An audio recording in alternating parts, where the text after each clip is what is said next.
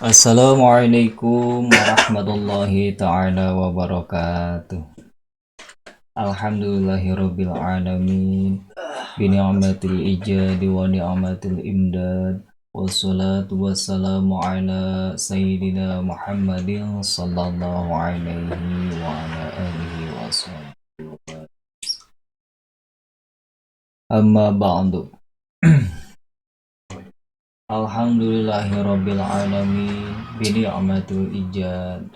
Halawan sebab nikmat adanya kita. Wadibini amatil imdad, dan nikmat pirang-pirang kenikmatan yang Allah berikan. Yang utama bagi kita umat Islam adalah nikmat keimanan, nikmat keislaman. Semoga Allah menetapkan kepada kita nikmat Islam sampai hayat. Dan dimana kita meninggal ada dalam ridho dan magfirah Allah. Kembali lagi ke channel Tanjara Taqwa. Jangan lupa like, komen, share, dan subscribe. Alhamdulillahirabbil alamin. Hari ini kita akan membahas atau menghikayatkan suatu riwayat seorang kekasihnya Allah yang begitu luar biasa. Begitu luar biasanya Allah mengirodah hambanya yang di luar nalar. Tidak ada mustahil bagi Allah meskipun lewat perantara makhluknya, yakni kepada kekasihnya Tuan Syekh Abdul Qadir Al-Jailani.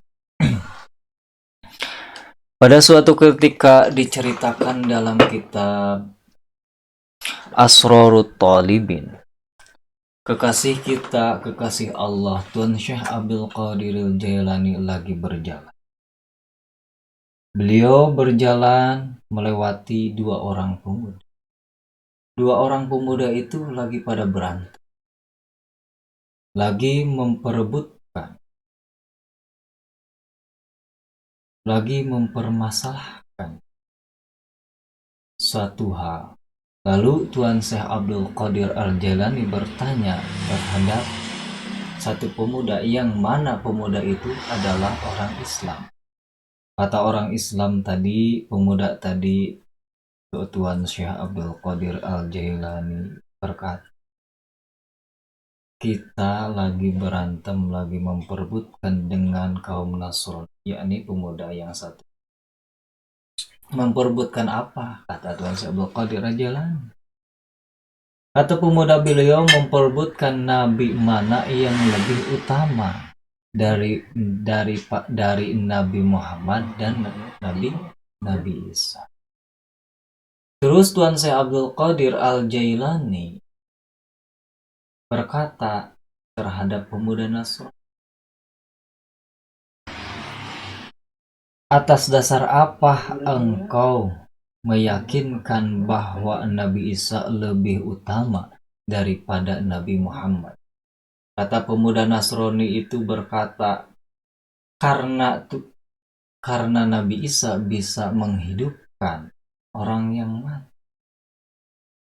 Lalu Tuan Syekh Abdul Qadir tersenyum berkata, engkau tahu siapa saya? Saya hanya umat baginda Rasul yang mutaba'ah terhadap beliau. Kata pemuda beliau, kantenan terang cek bahasa Sunda mah tidak deui. Kalau bahasa Indonesia tuh ya iyalah, panjenengan ingsun weruh saya tahu. Ya kalau tahu. Sekarang untuk membuktikan keutamaan Nabi Isa dan Nabi Muhammad, yuk kita mencari makam yang udah lama. Terus tiga orang pemuda itu, terus Tuan Syekh Abdul Qadir sama dua orang pemuda itu berjalan mencari kuburan. Ada suatu kuburan yang kira-kira umurnya itu 500 tahun.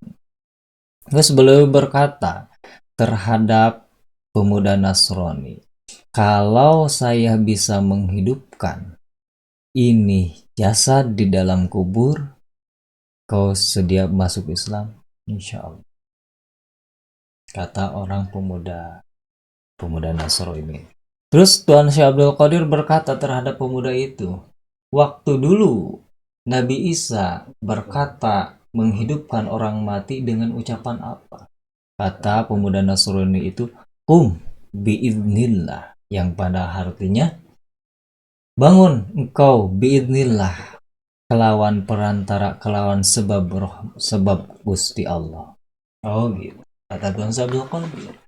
Terus dengarkan ucapan saya, kata Tuan Syekh Abdul Qadir, kum biizni, hidup engkau biizni, kalawan idin kaula, kata kalawan idin saya. Terus itu kuburan terbelah menjadi dua, keluarlah mayat, keluarlah manusia sambil bernyanyi,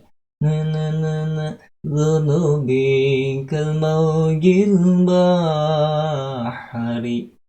Terus karena mayat itu dulunya ahli tembang, ahli nyanyi, jadi pas dihidupkan seperti itu. Sebagaimana kita di akhir zaman juga, di hari kiamat, ketika kita dibangunkan oleh Allah, tergantung dia dulunya seperti apa. Begitupun ketika kita meninggal, tergantung kebiasaan kita apa. Meninggalnya bakal kebiasaan seperti yang kita lakukan. Maka tetapkanlah kebiasaan kita dalam keadaan baik, sehingga wa insyaallah ta'ala kita meninggal dalam keadaan baik. Nah, itu suatu hikayat Bang yang begitu luar biasa. Begitu banyak hikmahnya. Hikmahnya bukan berarti kita mampu untuk menghidupkan manusia. Balik kanan, hikmah yang luar biasa itu ketika Allah mengizinkan apapun terhadap kekasihnya, apapun pasti terjadi.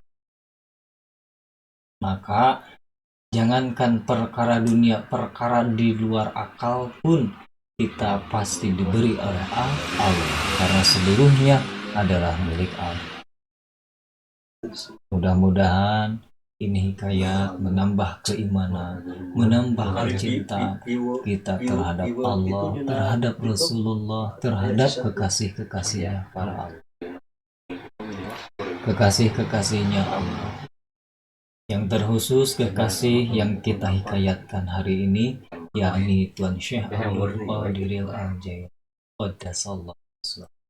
Mudah-mudahan kita dijadikan umatnya, dijadikan muridnya Tuan Syekh Abdul Qadir, dijadikan umatnya, diakui umatnya baginda Rasul, diakui muridnya Tuan Syekh Abdul Qadir Al-Jailani, yang pada mana ketika kita dianggap muridnya, mudah-mudahan kita dapat ilmu dari beliau, ilmu lisan, ilmu akhlak.